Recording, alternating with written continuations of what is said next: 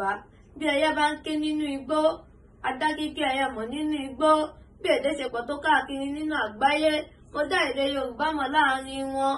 Èdè tó gbajúmọ̀ tó sì dùn ún gbọ́ láàrin àwọn èdè ayé gbogbo. Yorùbá kún fún ọ̀nà èdè, ó tún kún fún ẹwà àti àṣà ìbọ̀wọ̀. Ọ̀pọ̀ àwọn lámèyítọ́, olùkọ́ àti ọ̀jọ̀gbọ́n wọ́n ń ṣakitiyan tó pọ̀ lórí èdè mi. Ṣùgbọ́n àwọn òbí àtọmọ kọ̀ọ̀kan á kún, wọ́n tẹ èdè Yorùbá mẹ́rẹ̀. Àwọn òbí tí wọn ò mọ̀ kankan àti àwọn akẹ́kọ̀ọ́ aláìmọ̀kan tí wọ́n ń sọ èdè abínibí di ohun ìwọ̀sí. Wọ́n sọ di vernacular, wọ́n pa ogún ìbí tiwọn tì, wọ́n sì gbédè àtojúbọlé lárugẹ. Bí èdè Yorùbá ti rẹwà tó láàrin èdè àgbáyé, àwọn tó ní kò mọ iyì rẹ̀. Ẹ̀yin ojúlówó ọmọ ìran Yorùbá, ẹ̀yin ọlọ́gbọ́n àti ẹ̀yin ọ̀tọ̀kùlú, ìpèníjà lè rí o. Ẹ jí gìrì, ẹ dìde kí iná tó dára tó kú mọ́ wa lọ́wọ́.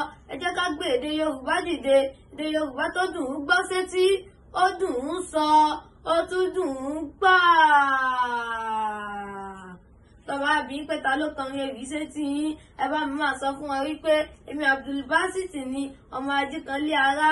Èmi lọ́mọ àfáà ìdí tó mọ̀lẹ́ wọ̀ lóòyọ́. Ṣé kí wọ́n bá bá mi lọ́mọ amúmọ̀lẹ́ wò wọ́n ṣe.